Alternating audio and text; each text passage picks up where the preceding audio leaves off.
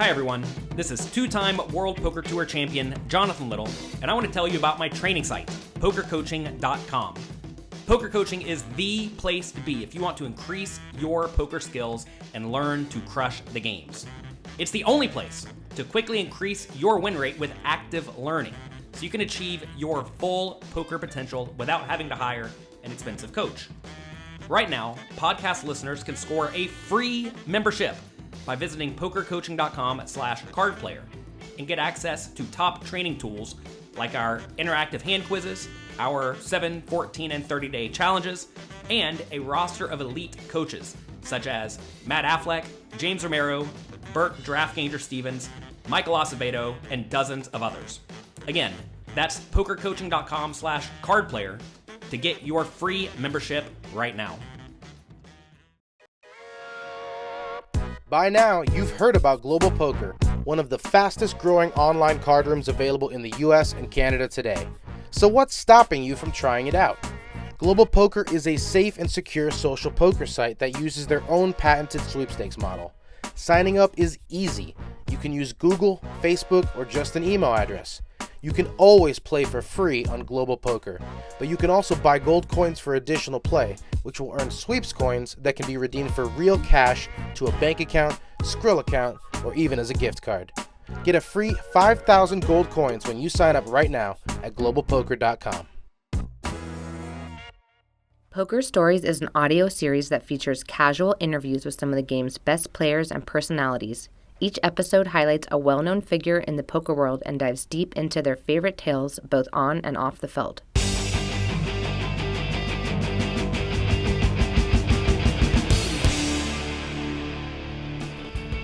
Hello and welcome to Poker Stories, a podcast brought to you by Card Player, the Poker Authority, and hosted by me, Julio Rodriguez. This is episode number 137, and it features WSOP bracelet winner and World Poker Tour champion Eugene Katchalov. Eugene was born in Kiev, or Kiev as it's supposed to be pronounced, and that was then part of the Soviet Union. When he was 10 years old, his family left Ukraine to New York, where he learned English and eventually enrolled into NYU's business school. The poker bug bit him hard shortly after graduating, however, and he eventually chose the game over his day job, which was actually day trading. Eugene was very aggressive with his bankroll and found quick success both on the tournament circuit and in high-stakes cash games. In 2007, he won the massive $15,000 buy-in 5-diamond World Poker Classic at Bellagio for nearly $2.5 million. And in 2011, he won a WSOP bracelet in the $1,500 stud event. And although he has 3 EPT side event wins, including the $100,000 buy-in super high roller at the PCA for $1.5 million, Katchalov is still searching for the third piece of the Triple Crown. He's come close on numerous occasions, most notably taking third at EPT Barcelona and then finishing runner-up at EPT Deauville.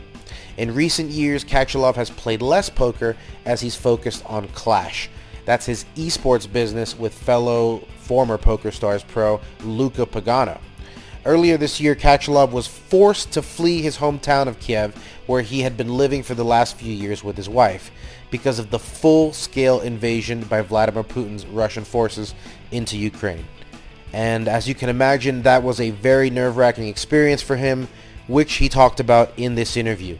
You'll also hear about his time playing in Molly's game in New York, and when he won a sponsorship from Daniel Negreanu, and also the time he misread his hand in a $25,000 high roller. Just a note for the listeners, we recorded this interview in a quiet area away from the main casino. Or at least that's what we thought we did. As it turns out, we were near some sort of convention that was randomly letting out, so there will be a little bit of background noise you'll hear a few times. It didn't affect the interview audio at all, but just thought you would like the heads up. Anyway, that's enough intro. Here is my conversation with Eugene Katchalov. I'm here with Eugene Katchalov, Eugene, how you doing? What's up, Julio? It's great to see your face. Thank you. In poker, again, you kind of semi-retired a few years back, right? 5 years ago? Or? I did. I haven't really, I played 1 or 2 events, but like over the last 4 years, I barely played. And it's just good to be back. I missed the series. You did the whole series? I did pretty much the whole series, yeah. I did about 20 events or so. Had a blast. Actually, before I even started, because I haven't played, usually when I played full-time, you would come into the series and like 2 weeks into it, you'd already be kind of exhausted and kind of tired. Yeah. Now, I was able to last the whole 2 months without really, right now I'm a little bit already getting tired, but, I think I've had a lot of built up energy in me and wanting to play. Your body's getting used to the grind again, I guess. Kind of. I wouldn't want to go back. I'm looking forward to stop. I have 2 more events that I'm going to play, and that's it. Yeah. Finally give yourself a break. But I had a great time. I hope I can do it again next year. If you're listening to the background noise, audience, forgive us. We're near a popular pool here in Las Vegas, but we're going to power through. Eugene, let's talk about your life story. Get back into it, because highly publicized last year, or this year. What am I even talking about? February, the war in Ukraine starts. You have to flee, which must have been the scariest couple days of your life. But that's not the first time you fled Ukraine. Let's go back to the beginning. 10 years old. Sure. What was life like back then? Well, I obviously, when I first left Ukraine, I never actually left Ukraine the first time. I actually left the Soviet Union the first time. Right. Back then, it was still the Soviet Union. So, we left in. Both my dad and my mom, they always hated communism. They always wanted, they always dreamt about coming to live in to America and just, living in a normal country. My dad is Jewish, and he was persecuted for being Jewish in Soviet Union. He was beaten up as a kid. He was just really bad stuff. And he for a lot. That's just one of the reasons. But he just hated communism and Soviet Union for many reasons. So he always looked forward to leaving. So in the late '80s, I think it was the first, or the second time the people were allowed to finally leave. And my dad applied, and he was allowed to leave. So my dad left in 1989. Me and my mom weren't able to leave for another year and a half. So in 1991, my mom and I were able to leave, and we left in the summer of '91, August 22nd, and it was actually the day the Soviet Union was falling apart. Yeah, which was kind of fascinating time in history. So I was a kid. I was 10 years old at the time. Yeah. What do you remember from back in the Ukraine back then? I just kind of. I didn't know anything else, right? So I just kind of always lived in the Soviet Union, and I just remember kind of hanging out with friends. We lived by the woods, in Kiev, and I remember the first computers came out. I was awestruck, wow, and I would go to this one place that had computers and just go play, and I was fascinated by games. I was fascinated. I was also playing card games already back then. There really? was there was a game in the Soviet Union. It's called Seka. It's Seka. I would sort of. I actually don't remember the rules very much now, but I remember it's a very simplistic version of poker. The way I you use a regular deck? I think you only use 36 cards. Okay. So it's kind of 6 plus hold'em. But it was a very, it was also a game that you play for money, and as a kid I was already kind of playing it with with friends. So you were drawn to that stuff right away. I was, yeah. I think it's coming from my dad. My dad was always into cards. He was a professional gambler for a living as well. Oh, really? What kind of gambling did he do? Nothing poker related, but just cards and backgammon and all sorts of games that he used to play in the Soviet Union. And a hustler.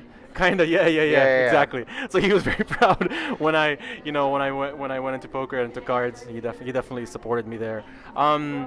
So those are my earliest memories, right? I just kind of remember going to school. I just remember life as it was. We didn't have anything special. We just lived a normal lifestyle. I didn't know anything else besides where I lived. And then we decided, I do remember the night we were leaving with my mom. We got into a taxi late at night. We had a late night flight. And I remember my mom was really nervous because as we were coming out of the city, there were tanks rolling in, and we didn't know if it was going to be violent or not. I remember we spent many hours in the airport. There was a lot of people at the airport, looking to leave.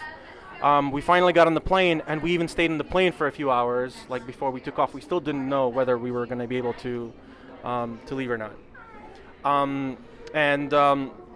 Finally, we did take off. We were flying to New York through, I believe it was through Scotland. or Ireland. I don't remember exactly. But anyways, I believe it was Scotland. So we fly to Scotland, just a layover, right? Like a short layover. And we land there, and it was my first time outside the country, my first time leaving the Soviet Union. And I remember I was just like walking around in wonder, and there's like Coca-Cola sold, you know, in stands, and it was like, wow. And I was like, you know, a little kid. I've only like seen it in movies, you know, I don't remember if I have, you know, even ever had it in the Soviet Union. And I was like, Mom, can you buy me a can? And my mom and it was like $1 for a can of Coca-Cola. And my mom at the time, I remember she sold everything we had, and she had like $56 at the time. So we were flying with That's a big chunk of the bankroll, right? Yeah, so she spent, not good money management, right? Yeah. But she, you know, it was her son, and she wanted me. Though, of Symbolism, a can of Coke, right? Yeah. That's crazy that you say that story.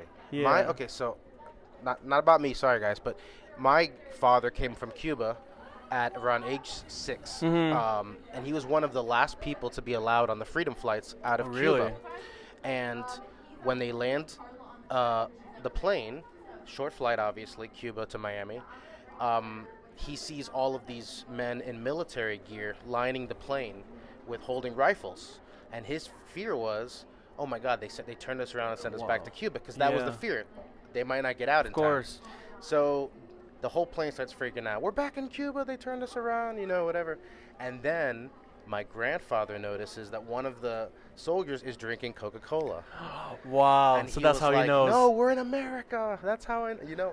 So, you know. It's amazing, right? How you Listen, you Coke don't is think doing some bad things to the Amazon and with the water supply, but they are a symbol of freedom. Yeah, in some the places, symbolism is amazing, and Yeah. you don't. If you grow up with it, like to you, it doesn't mean anything because it's just a day-to-day thing. But when you don't grow up with it, it means symbolism is huge. That's crazy. Okay, Yeah. so you're in New York. You're 10. What are Yeah, you getting so into? so from I get my mom spends the $1, buys me the can of Coke, whatever. Then we finally get to New York, and I remember we land to New York, and we have a camera crews. I remember this was memorable, literally, you know, waiting to meet us when we're coming out of the plane. I think it was because of all the news coming out of the Soviet Union as it was falling apart. So I remember my dad meets us. My dad was already in the U.S. for a year and a half. My cousin was already there, and the Jewish community also, you know, they were helping refugees at the time in New York. So we had a place to stay. You know, my dad met us, and I remember that evening we turned on the TV, and then the news, they were showing people from our plane, like doing journalists doing interviews. So I was like, whoa, this is so weird. And I remember my first impressions of New York was like, the freakiest thing that stayed with me was like all the graffiti that I saw. Because I've never seen that in the Soviet Union. There's no graffiti. There was no such thing. Okay. At least not that I remember. But there was just graffiti everywhere. Like as driving through New York, you know, the train, some train more stations. artistic than others. Yeah. Especially like in those days, I think. Coming out of the like late '80s and stuff. So that's something I was like, whoa! Like I was like in a completely new world that I only dreamt about before. So those are my first kind of memories. You know, after that, I went to school for the first 2 years. I went to a Jewish school for the first couple of years, like a Russian Jewish school, Russian-speaking one. It was tough for me. I didn't speak any English. I remember I also, on my way to school, I got robbed twice by like older kids. Like, like one of them stole my watch, another one stole my book bag, and Welcome like to it was America. Yeah, welcome to America. And like I think somebody like punched me or something. I don't remember. It was like it was rough, like the first couple of years. And then my parents decided after a couple of years to send me to normal elementary school. Also because we were not like a religious family, and they didn't want it just to be for me to be more kind of American, more kind of more normalized. Yeah. So and for me and for me to catch up with English, because because I was kind of that's just crucial, especially heading into the teen years. Yeah, exactly. So I remember, I finally went to elementary school in 7th grade. I was already 12 years old. I was in the U.S. for about a year and a half, and I remember this also like very clear memory. One day walking back home, and something clicked in my mind, and I literally just switched from thinking in Russian to thinking in English, which was really interesting. Also Do you dream memorable. in Russian? No, I mean ever since then, English kind of became my first language. Interesting. And I started to forget a lot of the Russian because, with time, the only Russian I would speak would be with my parents. And what happens is, when you do that, you start forgetting a lot of words. So you start certain words you'll use all the time in the house, but not outside of it. So yeah, and what you start doing is you start actually speaking like Anglo-Russian. So even when you're speaking Russian to your parents, some of the words you forget, you just supplant them with English words. Yeah. So after a while, by the time I grew up, I've forgotten a lot of Russian. There's no word for that, like Rushling. Yeah, I don't know. English. And maybe there said is Spanglish. Yeah, maybe. Yeah, that's true. Combine those? No. Yeah, I don't know. It doesn't not very smooth. But it's definitely something that happens with lots of immigrant kids. Yeah. In New York, So by the time I grew up, my Russian was pretty poor. Like it was okay. I could speak and I could understand very well, but I couldn't communicate without always getting stuck and then using English words and just forgetting a lot of words. Yeah. But that's something that I'm much better in Russian language now, having lived in Ukraine for the last 6 years, right. where I was forced to again, just use it a lot. Right. Yeah. You're not going to hear a lot of English over there. Yeah. Okay. So, what are you getting into as a teen? What are your interests? Are you gambling? Are you playing cards? So as a teen, I was definitely into gaming. I was always. Sure. I loved gaming. I loved video games. I was, as soon as my dad got a computer, I was obsessed with different games. I remember I was into competitive gaming, like Warcraft 2. I was playing at a pretty high level at the time, and it was a game I always loved. Then there was another game like Ultima Online, which I would compare to maybe World of Warcraft, modern day. I was really obsessed with those games as a kid. So I always loved competitive gaming. Indoor kid. Indoor kid, yeah. Oh no, I mean, to some degree. I also spent a lot of time in the park playing basketball. I used to love playing basketball, so I play a lot of basketball. I feel like I've seen you hoop before. I don't know. Maybe maybe Turks and Caicos. Did you ever go to that tournament? There was a bunch of poker players shooting hoops outside. Well, I don't remember. I may have done it a couple of times, but yeah, I used to love to do that. And then I played tennis. So I did play sports, but the rest of the free time I was just playing kind of video gaming. Then when I went to college, NYU, yeah. Mm-hmm. I wasn't sure. I went to Stern School of Business. But I still wasn't sure what I wanted to do with my life. I didn't know what I wanted to get into. I knew something probably in business, but I really just had no idea. I was like, all right, I'll figure it out maybe, in school. And then I met a friend who was very successful in the stock market, and I started getting interested in it, and I think that's my first introduction to gambling, quote unquote gambling, and day trading. Day trading, yeah. So I kind of really got interested in that. So I think didn't you start your own little trading firm for a that while? was afterwards. But in the beginning, I just after I finished college, university, I got into day trading, and it was actually around the same time, like half a year later, I also got into poker. So yeah, that's what I'm saying. You didn't discover poker until after you're done with college. That probably helped. It was actually literally I discovered poker a month or two before graduating from that's university. That's crazy. Okay. Yeah. So no distraction there. But then once you found it, were you good right away? Yeah. So this was 2003. I was about to graduate. This was maybe springtime. Mm-hmm. Was this Ilya who No. It was a different friend. He's not from the poker world. We just went to play home games together, and then we just kind of it was the boom of poker, the very, very beginning, 2003, right? Yeah. It was all over TV. I would watch World Poker Tour, and I was like, wow, this is pretty incredible. And we got a massive clog of bachelorette parties walking through at the moment. Wow. So, but you were good right away at poker, or did you? No. Well, I guess I was good for the home game. That's what I'm saying. I enjoyed it. Yeah. The player pool. I don't think I was making money in the home game, but then quickly, I remember my friend's brother was told us that you can play online. I was like, oh wow, that's pretty cool. You can play online, and I started giving it a shot. I remember I was playing $5 sit and goes. And I started doing pretty well in those. I started making $30 a day, $40 a day, just playing a few hours, and I was like, wow, this is great. For someone living at home as a kid with no money, that's enough money for to go to the movies or just hang out with friends. Mm-hmm. So definitely enough to keep my interest and to continue at it. Then I learned that there were live poker clubs also in Manhattan. They were underground. It wasn't legal, but there were clubs like Ace Point at the time, and kind of famous in New York. So you've seen Rounders. Yeah. Kind of get the vibe. Were they kind of like that, seedy looking, dark, smoky? No. I think they were pretty open. Because even though it was kind of underground, it wasn't like I don't think cops went after them very much. Yeah, So yeah. it was just like a club. It's just like there was no sign up front, but you go in and it's just So very you didn't comfortable, have, like, professionally run a club. secret door knock. I don't remember anything like that. Somebody has to introduce you, yeah. But but it was pretty open, and That's cool. they were quite well run at the time, and they had events and cash games. It was nice. Never worried about getting raided. At the time, no. Yeah. Those first years, no. Later on, they all closed because then they were like robbed, and there were some problems that, later on. But during those first years, it was actually it was pretty good. It was a good experience. And then I remember, a year and a half after that, maybe 2005 was when I first made my trip out to Vegas and California. Actually, California was my first trip to Commerce. I actually didn't play. I just went with Ilya. That's why I went with Ilya and his dad. We went to Commerce. I still didn't have much of a bankroll. I maybe had like a few $1,000 to my name. And I remember my first memory of poker was actually watching Ilya's dad.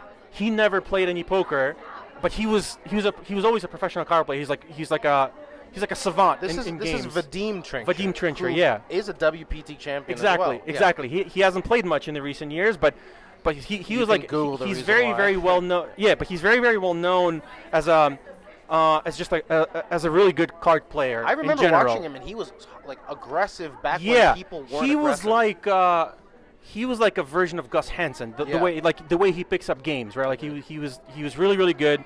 He's actually friends with Gus. He's very famous in the in the gaming world.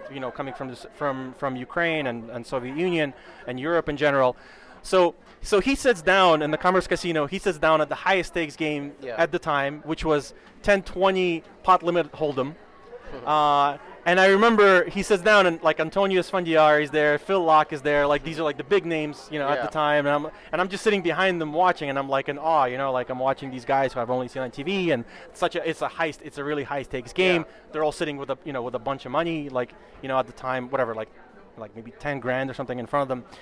And Vadim sits down and clearly like they like playing with him because they see he barely understands the rules. Like he's just literally picking up. But a few hours into it, you could literally see how he's evolving. He's just picking up nuances and learning the game along the way. And I remember along the way he literally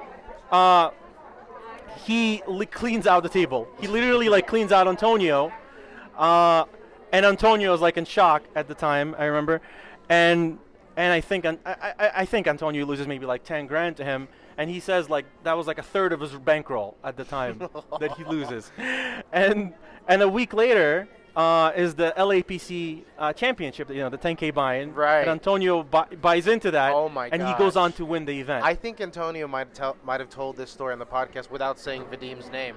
Yeah. Because he did mention how right before he won that WPT, he got crushed. I didn't really understand that you were brand new to the scene and that, you'd won that tournament with the last of your bankroll and all that stuff.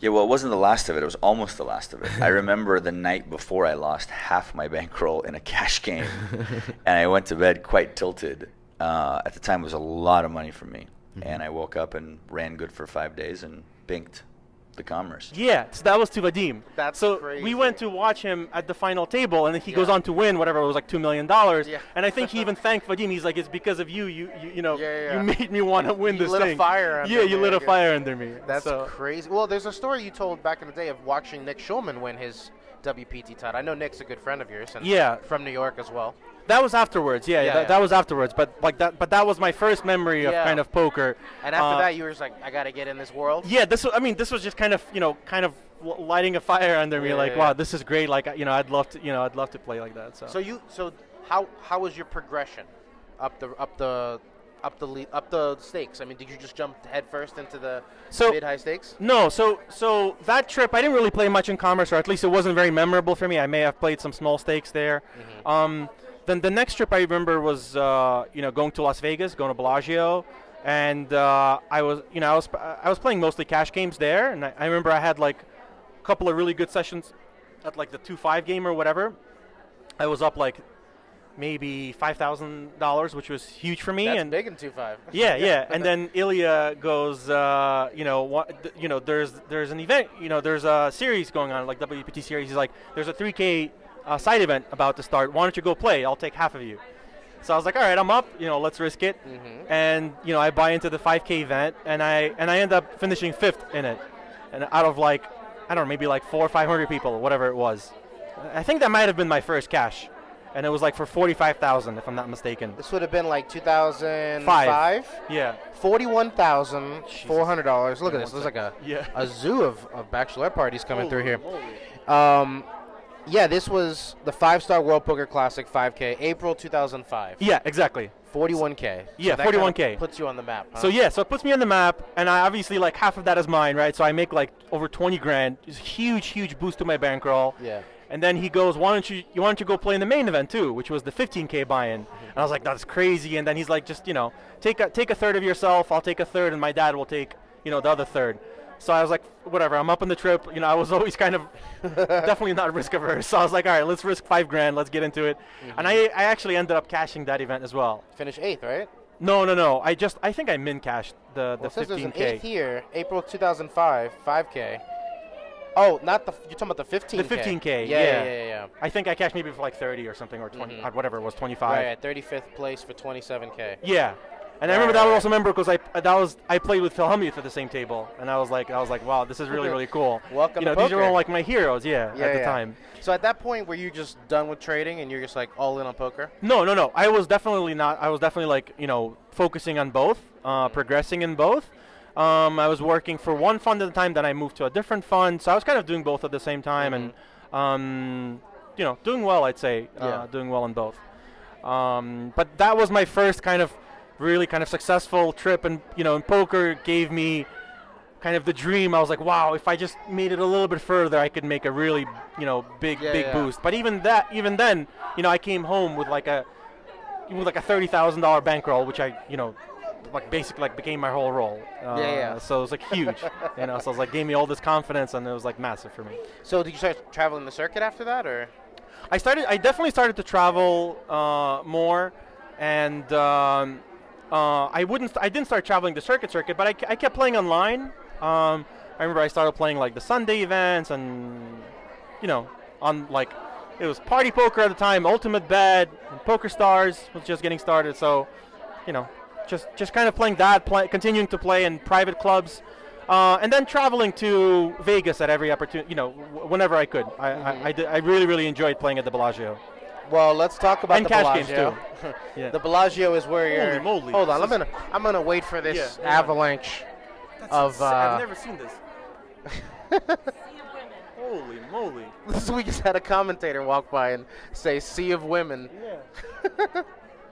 Yeah, there must be some sort of convention letting out, or anyway. Empower, I hope some female thing, I guess. Well, there are no men here, so we're intruding their space, if anything. Yeah. All right, these seem to be quieter coming in. Let's talk about Bellagio. Another big group coming. All right, anyway, here we go. Let's go. December 2007, you take down the 15K at Bellagio, the Doyle Brunson 5-Diamond World Poker Classic for $2.5 million. Explain that experience to me and how it changed your life. Coming into that event, it's actually a nice backstory, because that year, 2007, I was playing a lot of cash games. I was I was going deep in tournaments, but I never had a breakthrough. And then I remember, I believe it was in the spring of 2007, I won the version of the Sunday Million on Full Tilt at the time. It was a $200 buy-in, and I won $130,000, which was massive. Man, remember when online celebration? Yeah. So it was huge for me, right? Mm-hmm. So I was like, wow, $130,000, and I was like, that gives me another huge boost. I can really go and play live events now. Yeah. I started going to the Bellagio much more often, and then in that summer, I went to the Bellagio Cup. Bellagio Cup, right? Yeah. And I won.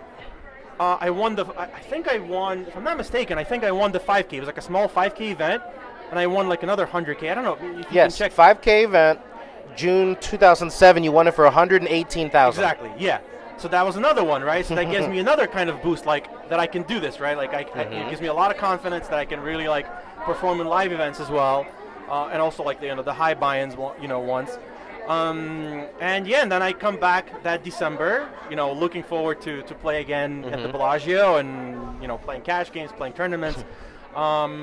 And I buy into this 15K event and, start this crazy run and, make the final table as chip leader. How was sleeping on that chip lead? I was nervous. I mean, obviously, nervous, looking forward to it, but I felt really, really confident. My dad, my family, my mom, everyone kind of flew in from New York because I think we had a day off before the final table. So everyone flew in. Ilya, Vadim, they all came for the final table, and at the time it was the quickest final table. I think I knocked everyone out. Yeah. And it was 56 hands, I think it was. It was a record setting. As somebody who was watching it, reporting on it, I really appreciated how fast that went.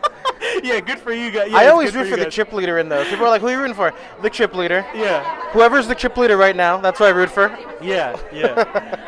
So that was, honestly, that. Obviously, that was my best memory. In poker, it was, I was flying in cloud 9 for the next 3 weeks. Obviously, $2.5 million. Life-changing money. Even though I had half of myself, but still, life-changing money. Seeing so much money in my bank account, it's not. I was I couldn't believe it. So obviously, really, really life-changing money, and opened up all these opportunities for me and gave me confidence. But at the same time, it also gave me a lot of. It made me kind of scared in a sense because by that time I knew a lot of people in the poker world, a lot of famous people that I was kind of friends with, and I knew a lot of private stories about people who made it who then quickly went busto, right? Right. People who won that kind of money quickly and then thought that this money will just come along easy. Oh, this is so easy. I just won $1 million, whatever, and they just go and blow it all somewhere. I'll just win it again. But in reality, these things never come easy. And and then so I was always afraid of that. I was always afraid of kind of losing it back and taking such a win for granted. Yeah. So we just had Ben Roll on the podcast, and he was talking about how there's a curse when you win early in your career. Because you just assume your brain can't, even though you tell yourself, I had a good string of fortune and the variance was on my side this time, your brain still can't process what it really takes to go through a large sample size. Because when you go from having a very small bankroll to having a very large one, it's hard to process because it does seem kind of easy. It just kind of came out. It's like winning a lottery. It just came out of nowhere, and it's very hard to appreciate, how much money that is and how much work you really would need to put in to accumulate that kind of money in a normal way or even in poker in the future. So I always say it's actually much better to get that kind of win later on, after a long grind, after many downswings, after the maturity, because you really don't appreciate it. You're not going to blow it. Yeah, it's crazy how much this hallway completely emptied in the last 10 seconds. Still, I swear, this is how it was before, guys. All right, so what did you splurge on? That's a big life-changing score. Did you treat yourself, as they say? I remember we as a group we all flew private back to New York. Oh, okay. So that was kind of nice. But besides that, the only thing I quote unquote splurged on, I bought an apartment for my grandparents. My grandparents live in I would say in the projects in New York, kind of like low cost projects. I bought them a really, really nice place in New York. So. I was really happy that I could do that for them and kind of give them a really nice retirement and also put away some money, in a good place. So I'm happy that they were happy and just kind of like a win-win-win all around. I think. So, that's awesome. Yeah. All right. Well, then after that, you started playing high rollers, right? Yeah. After that, obviously gave me a lot of confidence. I started playing, high stakes cash games, high rollers, continuing to, just to do well and really, really continue, love poker. Let's talk about the bracelet. Yeah. 2011. Did you even know how to play stud when you walked in, when you started that tournament?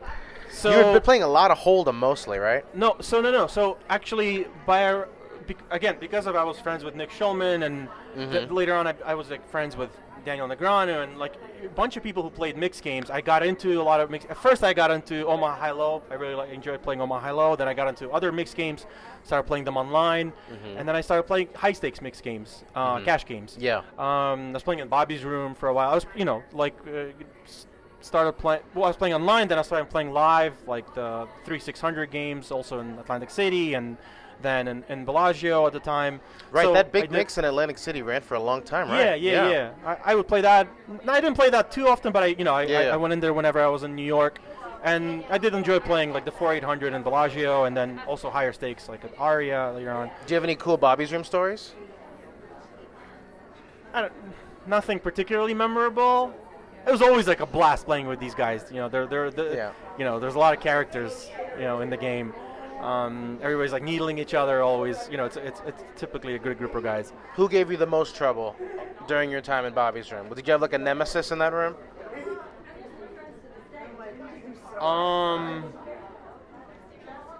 Like a particular person, I can't remember like a particular person. I mean, whenever I played with Phil Ivey, I remember he was just a beast. I was like terrified of playing him. He just read through your soul every time. So he was just someone that I always just respect. He's just naturally so talented. It's just incredible how well he reads into it. Besides that, there were definitely like some players who were really, really good in some games and maybe weaker in other games. And I tried to do my best to adapt. Do you remember the biggest pot you played in Bobby's Room?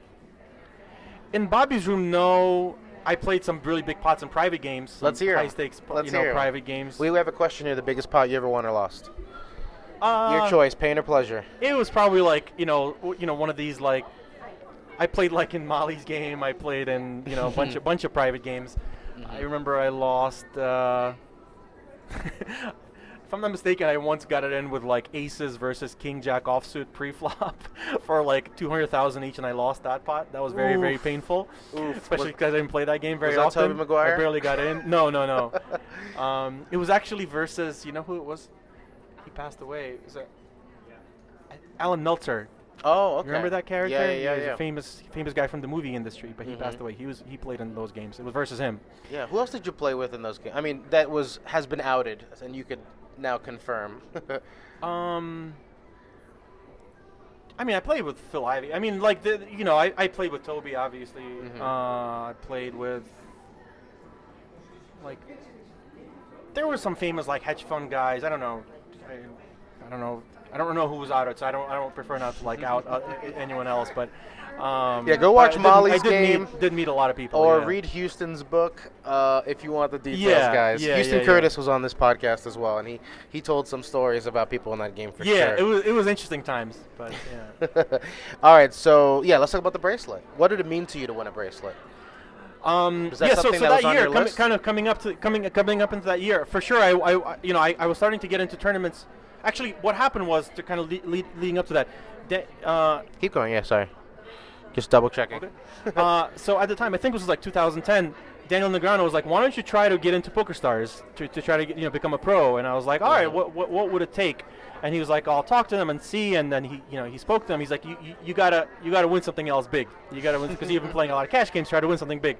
And I remember that's when the PCA was coming around. They announced the first ever 100K buy-in. Oh yeah, that's right. So I decided, and I was having a good year, so I decided to play that. And lo and behold, I end up going, and I was like a movie coming to life. I end up going heads up versus Daniel, and I end up winning. That's crazy. I didn't know the context of that story. Yeah. So literally, Daniel tells me you should win something big, right? I play the 100K, and we go heads up versus Daniel. Yeah. I beat Daniel in the 100K, and he's actually genuinely happy for me, right? Yeah. And he's like, "You're gonna get in now." Like, it's, so that was enough. $1.5 million score will do it. Yeah, so that was obviously like the second most memorable, poker event in my life. That's crazy. I didn't know that he set that up. Yeah, and then immediately just so everyone after that, listening at home knows, Daniel chip dumped heads up to Eugene. He definitely did not to chip get dump. him the PokerStars contract. He made me work for it like hell, and I got lucky to beat him. Actually, I sucked down on him. There you go. But I then ended up beating him. And and then literally a few weeks after, this was in February, or even January, I signed with PokerStars. I started representing Ukraine, and I also got lucky at the time. I remember I had all this money in full tilt. I had to withdraw everything in full tilt, before Black Friday, literally. Wow. So I got got it out in I got all my money out in time. Yeah, I joined PokerStars, and then when I joined PokerStars, I started playing way more tournaments. Right, I started playing all the EPTs, all the circuits. Right, like just focusing more on tournaments than cash games. That's coming into the World Series. I was also playing more tournaments, and obviously I wanted a bracelet, and I've already had a lot of experience playing mixed games. Stud was one of my favorite games. I really, really enjoy Stud. So yeah, it was definitely nice, winning that bracelet. And in general, I had a really massive 2011 year. I was Player of the Year. I think it was Bluff Magazine Player of the Year in 2011. You came very close in Card Players Player of the Year. Card Player too. Yeah, we had a little bit different requirements at the time. Yeah. I think that was one of the first years that like high rollers became more of a thing, and that really messed with everyone's algorithms and stuff. Yeah, it was all coming online. Everybody's figuring out all these because formulas. People were like, how do we score 100K versus a 10K? Right. So that it took us a couple years to figure that out. Yeah. So you may have been a victim of that. Sorry about that. But you have a bracelet. Where do you keep it? My dad keeps all my bracelets, all my trophies. He loves it. I mean, he's my biggest fan. Yeah. Always has been. He loves sweating me. He even came out to this series and stood behind me for a couple of days watching, just sweating me. He just loves it. Has he played any cards at all? He doesn't play poker. No. He understands the rules, but he doesn't play. Not his game. Not his game. Yeah, not his game. All right. So, a couple other huge scores here. The biggest one I think is the EPT Deauville, where you finished runner-up. That would have given you the Triple Crown. Yeah, so before that, in 2011, I finished third in EPT Barcelona main event. So, and that was a very memorable trip also because basically I was struggling so massively with jet lag that trip. I was sleeping 2 hours a night. And on day 5 of the, we were at the final table, I was in such low sleep. I was like in such bad shape. I was I literally asked them. They brought a bucket of ice for me. I had to wash myself like with a towel and ice water. Yeah, just to wake yourself up. I was feeling awful. I was like just passing out. I was drinking lots of coffee, running to the bathroom. I've never been in such bad shape. And ever since then, I would bring melatonin with me to sleep, but I literally couldn't focus, and it was sad because I actually had the chip lead at one point in the table, and I ended up finishing third at the event. But I always had that drive. It was obviously still nice, but obviously I wanted the Triple Crown on the EPT. And then later on, I remember it was like a year or two after I finished second in EPT Deauville also. Another 500K. Yeah. So another bittersweet consolation prize. Yeah. Was that something you were thinking about, the Triple Crown? Yeah, at the time I was, for sure. At the time I playing professionally, it's something I wanted. I was really kind of, I liked the accolades. I wanted, also being with PokerStars, it was nice, it would be nice to have a new kind of, thing to show off. So definitely wanted it. So when did you decide to take your foot off the gas when it came to poker? So I think it was around 2015 when I became kind of close with Luca Pagano, who's also Team PokerStars Pro. Team PokerStars Pro from Italy. From Italy, right? Yeah. At the time, and but Luca was always. He was a professional player at first, but then by that time he was already kind of transitioning much more in the business side.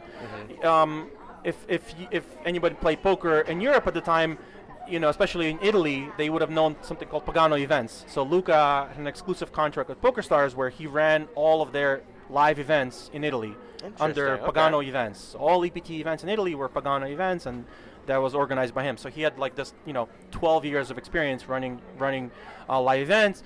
And we became really good friends. I learned he was also really, really into gaming. And we had this shared passion for esports. My passion was coming, from the past, but then also, because of my traveling and being friends with Elke, he took me to South Korea. He took me to my first StarCraft event. It was just fascinating. So like that must have been a circus, huh? Right? Yeah, and I was like wow. When I went into my first StarCraft event in Korea, it was just incredible to see all these people cheering. I was like, I never knew this existed, right? And then Luca and I went to an event actually in Vegas at the Mandalay Bay, a League of Legends event, and also like seeing 12,000 people just going nuts and just completely sold out. Just incredible to see, right? So we were like, why not? Let's try to do something, in this industry. I think we were kind of both. He was already kind of transitioning more to the business world, and I was certainly interested in it. I think my reason was, when I started to think about my own future and where do I want to be in 10 years or in 20 years, I honestly, I didn't want to be a professional poker player when I'm like 60 years old. Like I wanted to do something else. I loved poker, but I didn't want to play it professionally for the rest of my life. Yeah. So I wanted to build something that I could also kind of just be proud of. So I had this passion for esports. So Luca and I founded Qlash, and in 2000. Qlash with a Q, guys. Yeah, with a Q. Yeah. So the idea came up in like 2016. We founded it in like 2017, and that's when my slow transition out of poker started. I left PokerStars in 2016 and stopped playing professionally essentially from 2017. So slowly. for those who have no idea what esports is, what does Qlash do? So Qlash. So we started as a normal esports team. Basically, it's But it could be any game, right? Yeah, it could be any game. You can think of it. Basically, we have players who play under our brand, who play competitively. Right? We would travel the circuit, play competitively, and whatever money they make, they keep for themselves, and we create a brand out of it, right? And then we sell sponsorship to that brand. That's a very, very simplistic way of describing it. But the opportunity that we saw was actually, people familiar with poker will if you think about like the PokerStars model, right? The PokerStars essentially, it's a platform, right, that has people playing, a game on their site, and they assigned us as professional players, right, as ambassadors of the game, right? And how do they use us as ambassadors? Like they asked us to play, to represent their brand, and also to interact and engage with with the community of poker players, right? Both online and live, right? So that's a similar approach that we took to esports. We basically hired a bunch, got a lot of professional esports players under our brand, and we started building a community and organizing esports events for the community, and using these pros to engage and interact with these communities and to build our events. So our focus is on the event side of esports. Cool. But we also have professional players who we use to build our brand and also to engage with the community and to essentially build our audience. All right. So if that makes sense. So what games are you playing these days? So I personally don't play many games myself because for me to play well, I'm so old. We're old and our reaction time is slow. Yeah, I'm so frustrated by how bad I am. So it's like, yeah. But I do get a lot of enjoyment watching games. Yeah. I do, like, I still to this day, I love watching StarCraft 2. It's, it's one of my favorite games. I enjoy watching like PUBG, and yeah, I just, kind of enjoy watching games because the games, when you can appreciate the skill level involved, and it's such a high level of skill, I do get a kick out of it. Is Qlash the reason why you moved back to Ukraine? So, partially, yeah, because Qlash, we're focused on Europe for the time being, although now we're expanding to South America and also the Middle East. But yeah, kind of having to be in Europe,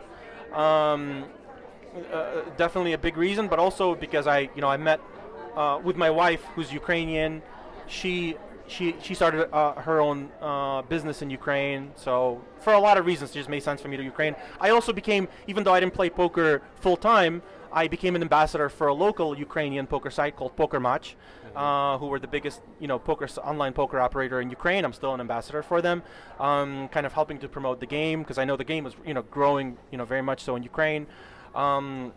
So for a combination of reasons, I just, we stayed, we lived in Kiev, my wife growing her business, with me focusing on Qlash in Europe, and this entire time, years.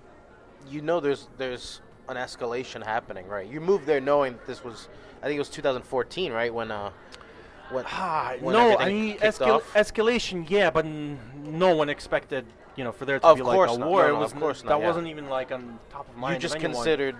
Kiev was just like, I loved Ukraine. I fell in love with Ukraine. At first, I never imagined myself living there, right? Because I still, I felt at home in the U.S., right, where I grew up. But then as time went on, I really kind of like fell in love with the country, with the people, with the lifestyle. I made a lot of friends there, and through my wife, and just traveling all over the country, just really kind of enjoyed it, and living in Kiev. But there was no sense that there would be like an invasion. I mean, there was the conflict going on somewhere, in the distant in the Donbass area, but just You just didn't imagine, Kiev was just like you got to think of it like it's like a huge metropolitan city of like 3 million people, right? Always just getting better and better every year. Nice, great restaurants, great food, great hotels, just everything getting better. Poker was growing. Yeah. It was just like businesses was growing. My wife's business was doing great. So I just always kind of envisioned myself. We wanted to expand Qlash into Ukraine also. So for lots of reasons, I just wanted to kind of live there. February happens.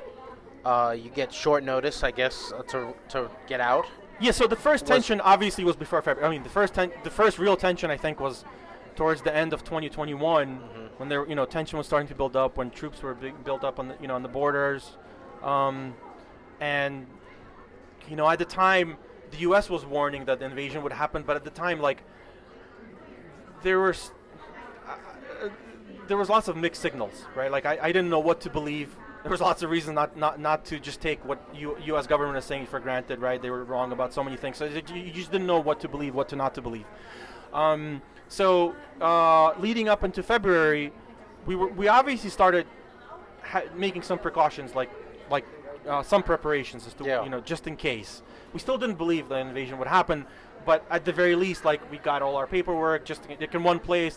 We were ready to leave on short notice if needed, but we still didn't believe an invasion would actually happen. But even the day before the invasion, I remember we got together with friends in Kiev, and we were already thinking about maybe just going to the west of the country, spend like a week or two to see, just to be somewhere outside the city until it blows over. At the time, that kind of made sense. But at the time, we were already also even our car, we would always make sure, even the month leading up to it, I would always have a full gas tank because we wanted to be ready just in case, so that we can make it out, go west and have a full gas tank because have a bag ready to go. Have a bag ready to go, emergency supplies, and that was it. And then we went home that night. It was I remember we got home at late, at 2 a.m. We go to sleep. And at 5 a.m. I hear a huge explosion somewhere in the distance. But I was still half asleep. I didn't know what that was.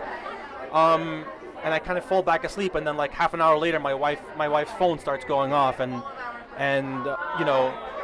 we get news that they've crossed the border and tanks are literally crossing over and it's time to get up. And I still get goosebumps when I'm remembering is. And we just jump out of bed.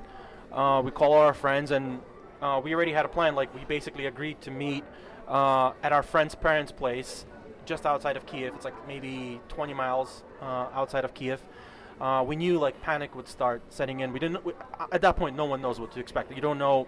Tanks are really coming, rolling in, and you don't know where it's safer, city or outside the city. We thought it would be safer outside the city at the time. I'm sure there's people who don't want to leave their homes and they just very reluctant. No one no one knew. But what I do remember is at 6:30 in the morning, we literally just take. So it's the winter, right? Middle of winter. We just take a few. I had my bag ready, right? Just no clothing, just paperwork and stuff and some cash. We just put some basic clothing together, literally sports clothing, because we were thinking, what's the most important thing? Just warm, comfortable clothing. In case we actually just need to walk or whatever, in the winter. Right. So just left most of our stuff. Just grabbed a couple of things. Half an hour later, we're out of the house. We stop by my wife's office. She grabs a couple of things there, picks up some cash, and already on the streets you see there's way more people on the streets than normal at the time, and you see people you can see panic in people's faces, and people are carrying suitcases. Everyone's trying to make their way out. Either by car or by bus or by anything, right? People, you could see panic starting to set in. So we started heading out. You could see there's already traffic forming, heavy traffic. We were able to get in front of the traffic to the most. It took us 2 hours to get, to drive the 20 miles. We get to our friend's parents' home, and these wonderful people. They take us in. Again, no one knows what's going on. We're watching the news, We start seeing planning your next move. Yeah, we start planning our next move. We see military helicopters flying overhead. It's really scary. We hear explosions in the distance, right? Because the missiles are starting to land, and we hear there's like tanks rolling over, and we see like the north of Kiev. They're starting to approach, and we just don't know what's going on. So at the time there was also no gas. There was no gas in the gas stations. There were huge lines to gas stations, right? So we have a decision to make. Either we stay here and take our chances, or we try to head towards the border, because basically, like, when I called the U.S. Embassy, they're like, you have to get, the only advice we can give you is you have to try to, you have to get the border. We can't help you in any other way, but you just have to. But the first plane was Poland. The first what? The first plane was Poland. The first what? The first plan. The first plan. We didn't know anywhere. Anywhere across the border. I was following along Yeah. on Twitter, obviously, as you were trying to get out, and I remember there was like one border you had to go to, and then you would turn back, and then you had to go to all Hungary. the borders are pretty far. Like, Yeah. There's like 4 borders. You can go across into Poland, into Romania, into Hungary, or into Moldova, I think. But they're all far. They're all like 500 miles away, 450 miles away. They're all pretty far. Yeah. And not enough on one one gas tank, right? So that's the crucial thing. And also you have to remember that you have to keep in mind that in Ukraine the roads are really poor. Like, especially as you get off-road, further, yeah. Very poor roads. And we had a small sedan, like a small Mercedes sedan. We had like a bad tire. We weren't even sure if we were going to be able to make it out. But our friends, my wife's friends, had SUVs. So we decided to just leave our car behind, and we did make a decision to risk and go towards the border. And it wasn't an easy decision at the time, again, because it's like, on one hand, we have this, we can try to go to the border, but the country being attacked, you don't know what's going to happen. Literally, one of the main highways was already bombed. You couldn't drive through it. Right. There was massive traffic. Like, you couldn't make it out. So it's like, do we risk getting stuck in the middle of winter, in the middle of nowhere, potentially bombed and potentially stuck in the car, and then what? And then potentially with no gas? Or do we stay at least in a comfortable home, right, where people are welcomed us in, but then that might be in danger, yeah. We just don't know. You couldn't make a decision. So we spent that whole day kind of and you have your back whole and family. forth. It's not just you. Like, it's me, my wife, her her friends, and a couple and a few other couples that were with us. That we were trying to make our way westward. So by that evening, after going back and forth, we did decide to head out, take our chances and head out early in the morning. So we're like, let's get some sleep and then start heading out. So we decided to head out at 5 in the morning the next morning. So we go to sleep. We head out at 5 in the morning, and there's still lots of cars. People slowly exiting the country. Lots of traffic. And I remember, as we head out at 5 in the morning, there was only one. So the one thing we were told is avoid big cities. Do not go into big cities because they're being bombed. Yeah. And you have to just take. But that's all what the the roads side go through. Yeah. Yeah, you just have to take all the side roads. So we were literally, we had one guy who was like, who's a friend of a friend who worked at Border Patrol, or used to work at Border Patrol, and he gave us like a route, like a safe-ish route where we can go, and coming out of Kiev at the time, there was really only one road that we can go. So we started taking that road, and we literally, like 10 minutes after we exit that little village, we hit our first, like, in the middle of the road, there's just like a concrete border. Yeah. Like literally just like somebody put it there, and we're like, oh my God, like, can we actually, is this crossable, or who is this? Like, we don't know what this is. Like, it's a border, it's like a yeah, should you cross it? Even or should if you cross it? We Yeah. don't know if these are Russians. We don't know if Yeah. these are Ukrainians. We don't know anything, right? Like, we just woke up. Everything was happening really, really quickly that first night, right? And then we see some cars turning back, and we're like, but we can't turn back. There's no other road. So we turn back, and then we're like, well, we have to try to cross it. So we end up going back, and we try to, and then we see there's like ways to go around it, like, specially made. They just want to make sure you're going slow. And then we start crossing it, and there's like literally like, I don't know, 10 men with machine guns, standing. We don't know who they are, Which and they're side are you checking on? paperwork. Yeah. So that was definitely very, very like nerve-wracking. They start checking paperwork, like asking where you're going. We realize they're Ukrainians, but they're not. These aren't like police. These are like just what do you call it? Like Soldiers? they're not soldiers. No, these are Security? uh, Mercenaries. no, not mercenaries. These are just regular people, essentially, who just took it upon themselves, to right? put up a yeah, border. so you don't know, and also we heard rumors that there's probably a lot of marauders at the time, like looking to just rob people. Because imagine all these people leaving the city With or all leaving their the country. stuff, Obviously, yeah. they have all their belongings with them, right? All their cash, like everything, right? So you just don't know what to expect. There's no, everything's just kind of falling apart, right? Yeah.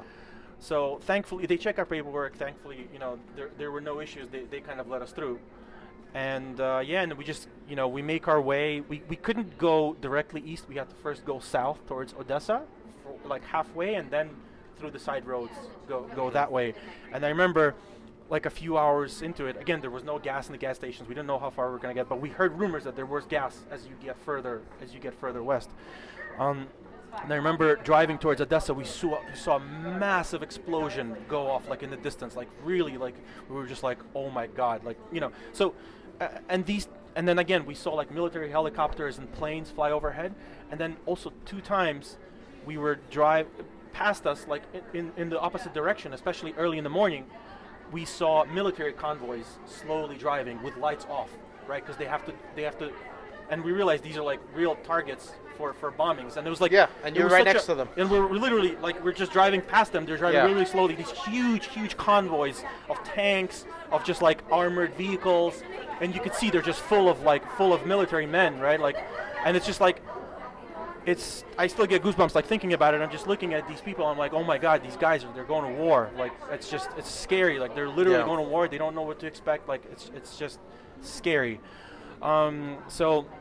We keep making our way out. We go on again. We left our car behind. We were on 3 SUVs, with our friends.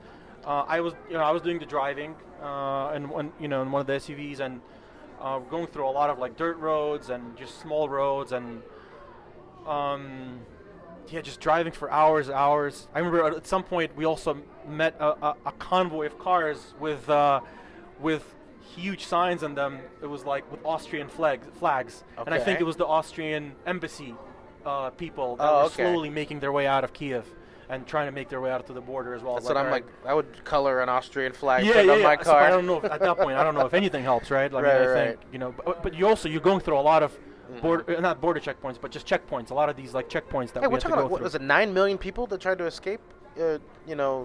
All at once, basically. Eventually, yeah. But at that time, it was it was millions of people trying to head out all at the same time, and situation evolving minute by minute. So literally, as I'm driving, my wife's listening to the news, and we hear all these cities around us, behind us, being bombed, and it's just like, I remember this, like, I had this picture of like we're driving, and I feel like there's this huge wave of fire behind us, like that was the what was going through my imagination, and my wife's like, you have to make me a promise. She told me, she's like, no matter what happens, our goal is just to make it to the border. If we have to leave our car, we leave our car. If we have to leave our stuff, we leave our stuff. Then we walk. If we have to walk 300 miles, we're going to walk 300 miles, and that's what we're going to do. So, we kept driving, and at some point, we did hit gas stations that were open.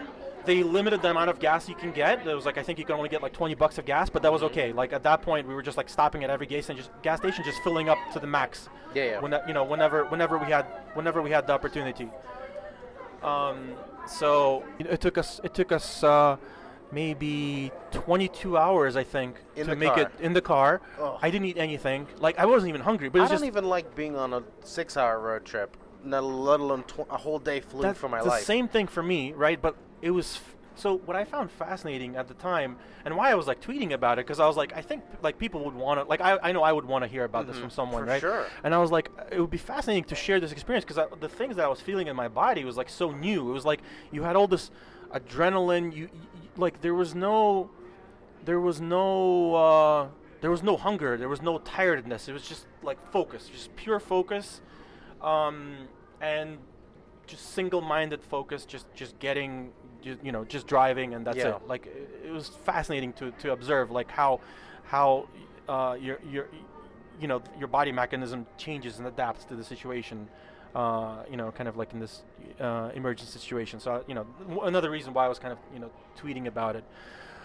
So 22 hours, we get close to the border, and I remember the scariest part there was like we're still about 150 kilometers, about 100 miles away from the border. At the time, we were driving to, I believe, the Hungarian border. Mm-hmm. We were about 100 miles away from it, and we hit this massive traffic.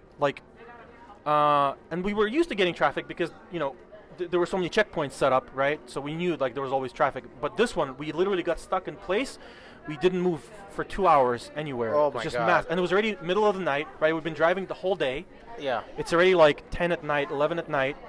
We're stuck for 2 hours. We don't know what to expect. And then suddenly my wife hears on the news that there were rumors that Chechen paratroopers were landed somewhere nearby, like 50 Chechen paratroopers.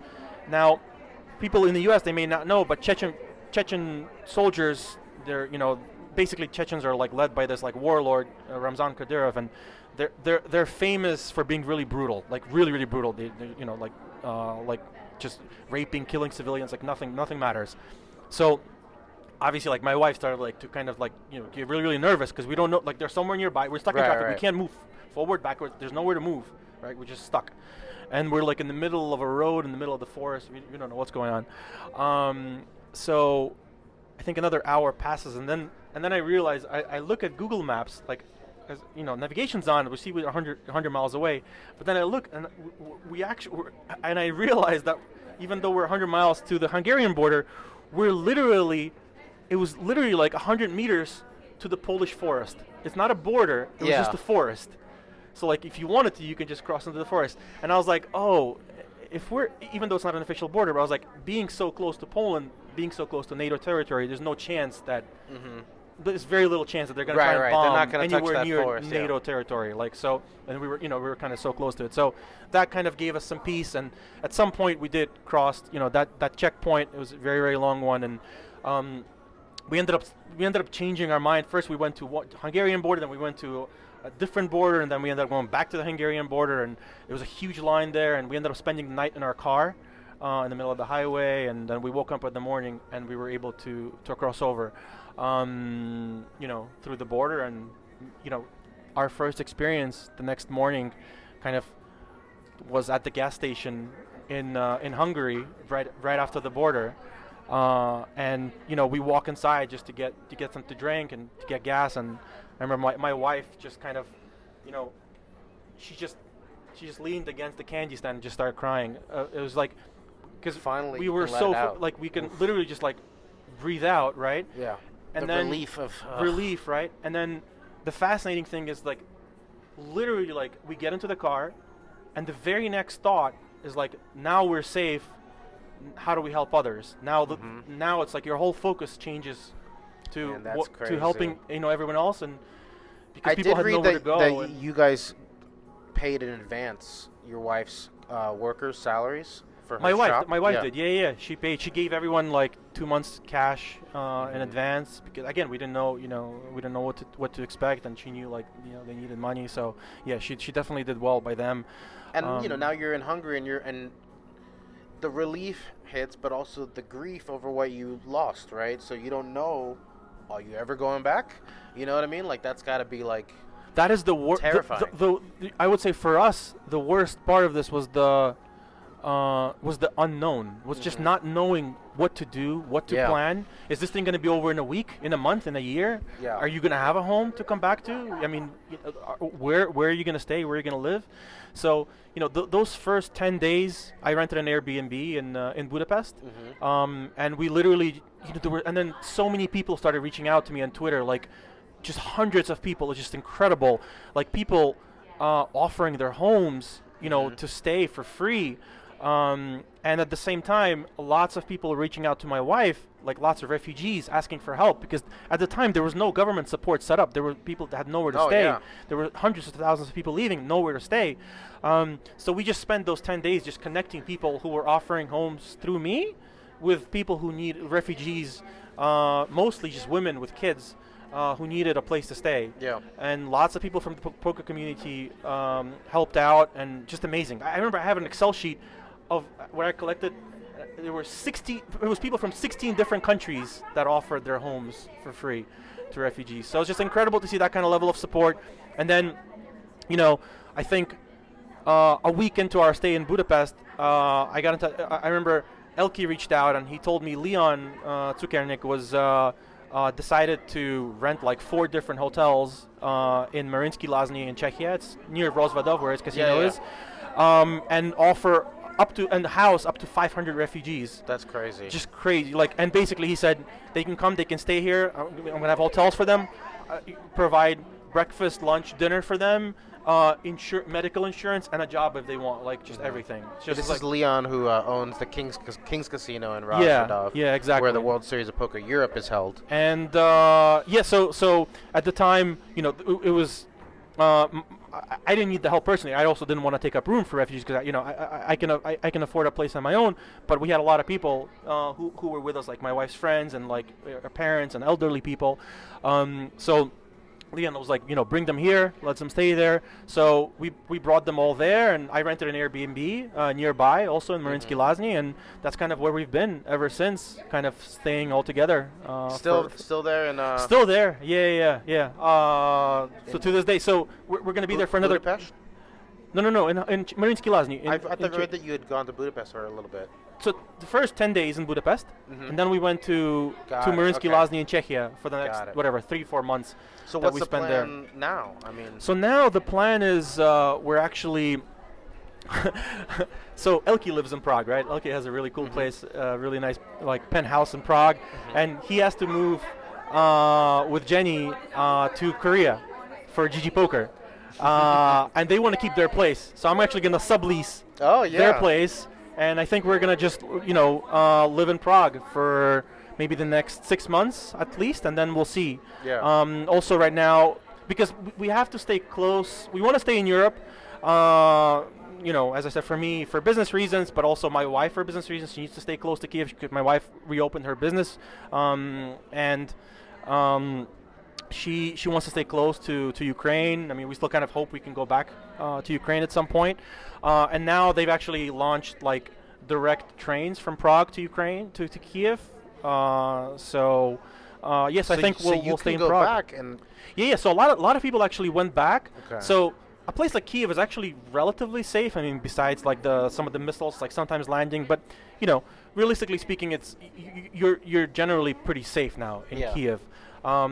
It's just there were some problems with gas for a while, but now I mean from what we hear life is sort of normal-ish.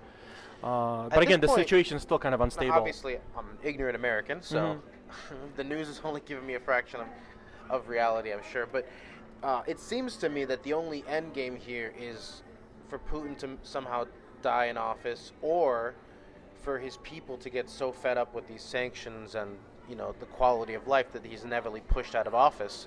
I mean, is that the way it seems to you? That was definitely the thinking in the beginning. I think what we're learning now is the sanctions do have an effect, but it takes a long time to play out. It doesn't. And the biggest problem is that because of how much Europe in general is reliant on Russia for gas. Literally over €1 billion is being sent to Russia every day from Europe.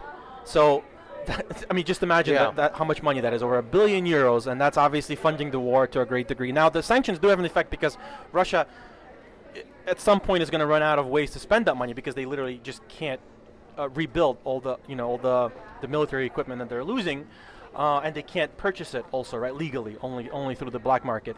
So this will start impacting them, but still, this thing.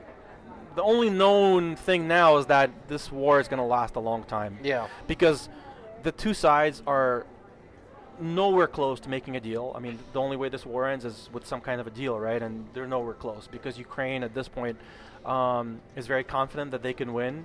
Russia is confident that they can win, and Ukraine is not willing to give an inch. They just want to recapture all their territory, And they feel confident that, with the support of Europe and the U.S., especially with the military support that's coming in now, they feel confident it's just a matter of time that we can push them back. And it's scary to imagine. No one knows how this ends because Putin can't give an inch either. Because if he gives an inch, he loses power, right? But at the same time, he has a lot of support in Russia. So it's a very tenuous situation. When I kind of look at it big picture, I also don't see this ending without a Putin downfall somehow. In some sense, I remember I tweeted about this. In some sense, I think like the best outcome would be for Putin to die of natural death, not actually to be like, as much as I'd want him to be like captured and arrested and but Drawn and quartered. Drawn and quartered, like as much as I'd want that, right? Like I understand what you're saying. Yeah. The reason I think it would be bad would be because imagine what kind of an embarrassment it would be for the Russian people, right? Like I don't blame the Russian people for this, right? Like it's the Russian government, right? Like the right.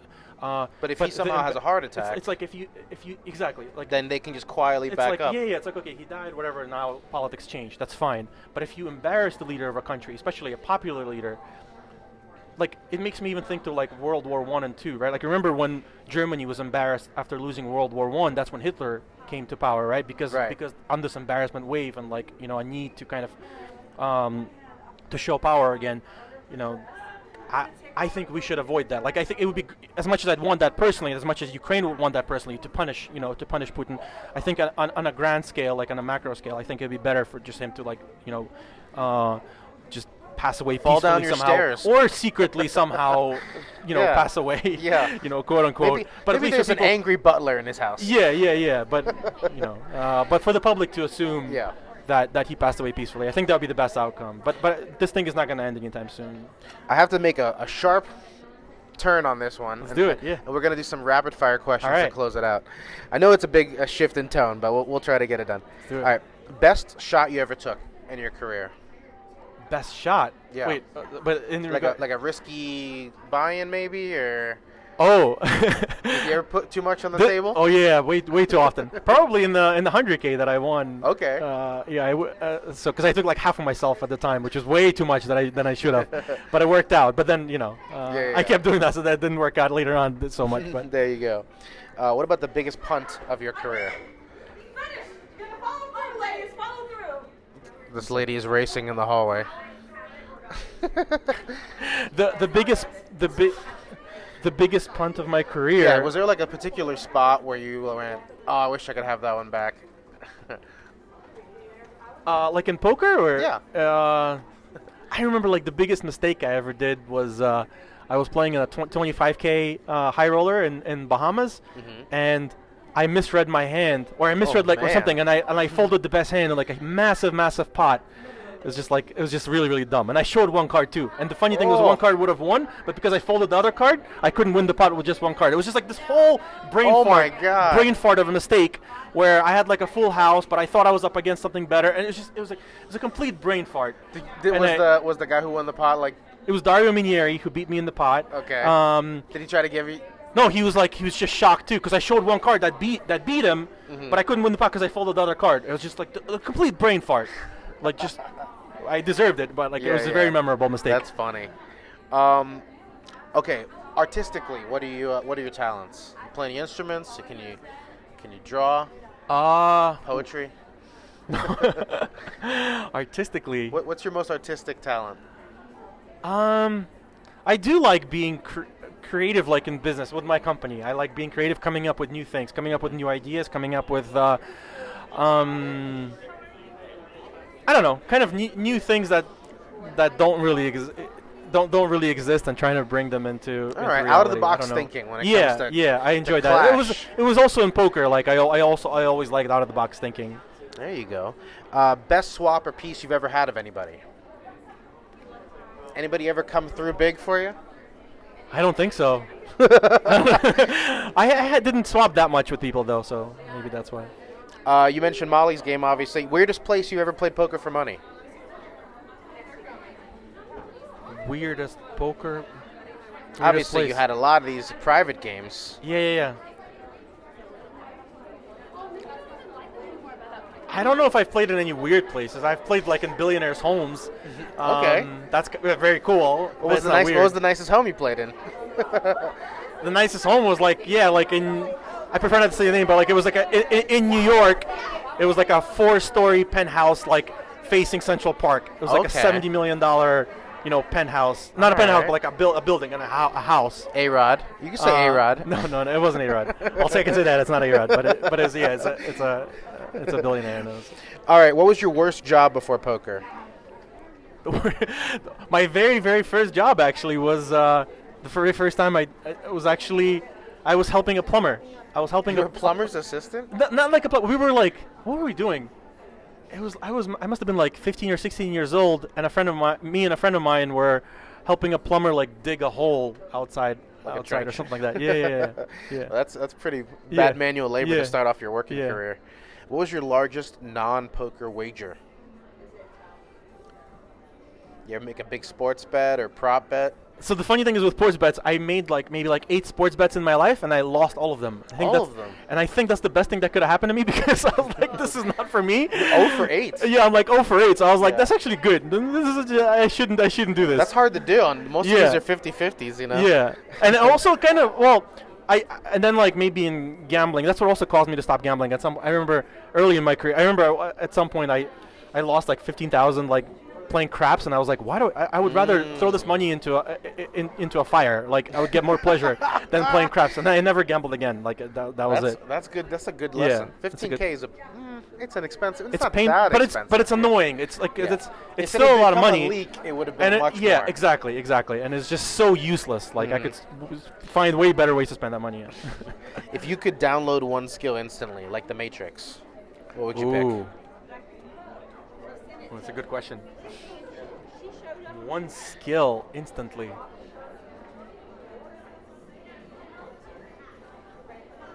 Oh man, this is hard.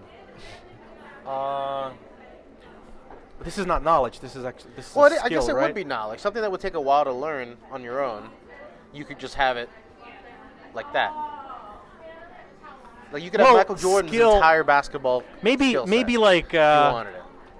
No, I think it would be something like to have like the energy of someone like Elon Musk, for example. Okay. To be, I think that like a bit like a business entrepreneurish energy that's just nonstop. That you're just going. Like I have so much respect for someone like that or people like that who will just do everything to get there. Like I just don't have incredible respect. Once my to-do list is done for the day, I'm done for the day. Yeah. There's no part of me that's like, what's the next thing I could work on? Yeah. Most people like that. You need such a drive to do that. So I respect people who have that. Any underrated food combinations? Do you put two things together that don't belong? That don't belong? No. I put ketchup on my eggs, and people think that's weird. Oh, really? Yeah. I mean, recently, it's not that they don't belong. It's just maybe some people aren't aware. Like the one dish I've been obsessed with making myself is like it's a Jewish dish. It's called like matzah and eggs. Matzah and eggs. Yeah. So I make like pancakes out of matzah and eggs. I don't know. It's unusual, but it's kind of like a Jewish thing, and I don't know. I really like it for like just to eat. There you go. Yeah. I'll try that one. Yeah. Who was your celebrity crush growing up? Angelina Jolie. Angelina Jolie. Yeah. Was there a particular movie? No movie. She just. I don't know. I just found her like just absolutely gorgeous. Gone in 60 Seconds. Yeah. One. There's a lot of them out there. Yeah. All right. Do you have a doppelganger, or people have told you look like anybody? Yeah. I've been told a lot. I look like Robin Williams. Oh my God. Yeah. I especially can see like it in the pictures. eyes. Especially in pictures. Yeah. Young Robin Williams, like Good Morning Vietnam era. When he had that little bit of a. Many of a people have told shadow. me that. I could totally see Robin Williams. That's a good one. Yeah. That's a good one. I was gonna. We mentioned Tobey Maguire. You could pass for Tobey Maguire. Some people also told me Justin Timberlake, but more Robin Williams. That's a good compliment too. Yeah. I'll take all of those. Yeah, for sure. If you could name the entertainment for the Super Bowl halftime show, what would you pick? Do you even watch NFL football? I haven't in a while, but I used to watch Super Bowl.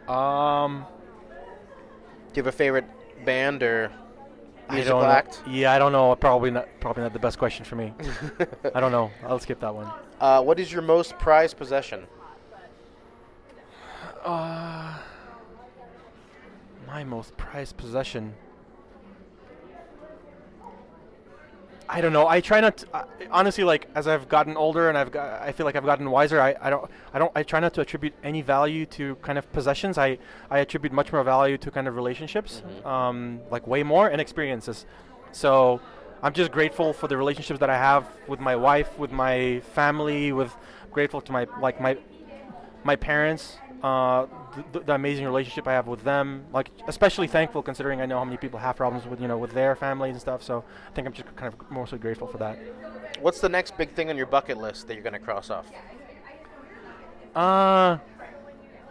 Well, I think my dream today is to make Qlash a success. Okay. And then lately I've been saying what I want to become is I dream of becoming a recreational poker player. A creational? Recreational poker player. Yeah. That's Wouldn't that be nice? Yeah, that's what I want to do. So I'm envious of all those guys who just show up and they're just like, it's just I just want to play. Like, I want to compete, and I don't want to do it like to try and like make a living. I just want to like. Wait, you don't play 10Ks when you're bored? Yeah, like it's just I love poker. Like playing this summer, really like I really had a blast. Like it's really fun and to reconnect with people, and so. Are you superstitious at all? I have some minor OCD things, but no, I'm not superstitious. What do you mean by that?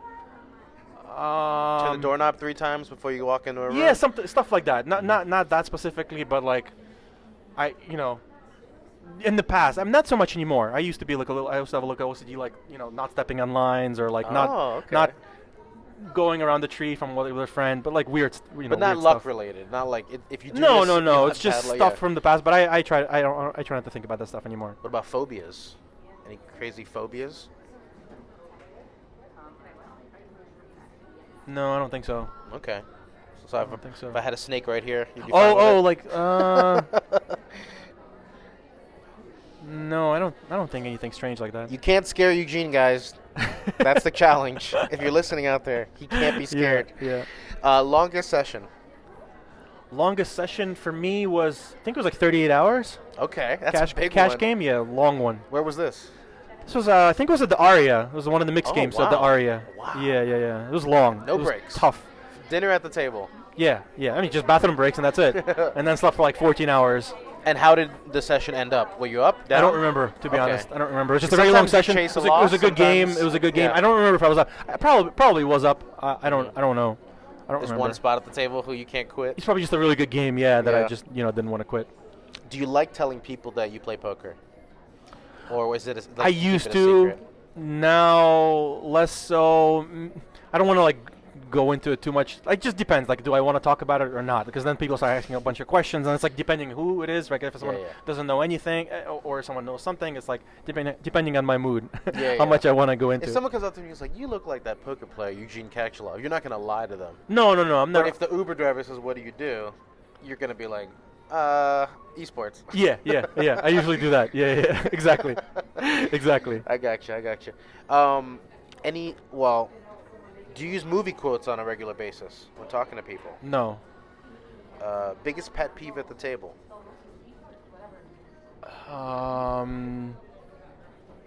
Biggest pet peeve at the table? I would say it's probably people who try to have conversations with you when you clearly don't want to have conversations with them. Like, it's fine when you're getting along, but then sometimes you're trying to give off signals that you just want to like focus on the poker and not have and they keep going and going. That's true. Even like not at the poker table, like on an airplane. Yeah. People like don't get the hints. You're like trying to put your headphones on. Yeah, well, it's like I just want to be by myself and. Yeah, perfect. All right, let's see. I have a couple more here, and then I'm gonna let you go. Do you have a bold prediction for poker's future? I don't know about a bold prediction, but I certainly, this series gave me a lot of hope for live poker. I mean, I've always had a lot of. I always, for the last like 5 years, I've always kind of thought that live poker has a long way to go and a long way to live. Because it's very, very different from online. Way more variables. I think recreational players, for the most part, enjoy live poker more than online poker, and I think it's just going to keep growing, and I think that's great. And I think this series showed it, broke so many records. It's just incredible. It was big, and there was still room. Yeah, and there was still room. There's still room. There was not enough dealers. Like, there's a lot of things that we can still fix, and It's just great. Yeah, Yeah, it'd be crazy. very, very happy about that. Who knows? Maybe it'll double in 10 years. Yeah, We'll see. We end the podcast the same way every time with a question from the random question generator. What is a food you will never eat? A food I hate onions.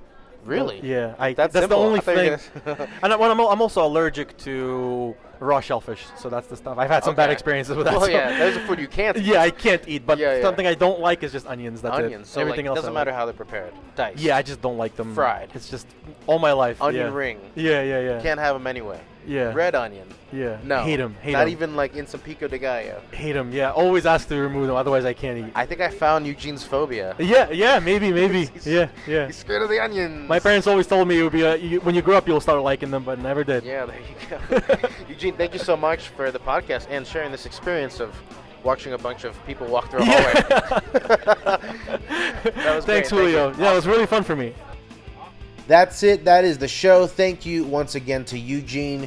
You can follow him on Twitter at Eugene Katchalov and check out his esports company Qlash. That's Qlash with a Q at qlash.gg. As always, you can find us at Card Player Media, and if you like the show, please consider subscribing. And if you really like the show, then please consider leaving us a 5-star rating and review. If you do that, let us know with an email to pokerstories@cardplayer.com, and we'll say thank you with a free digital subscription to Card Player Media. Thanks for listening.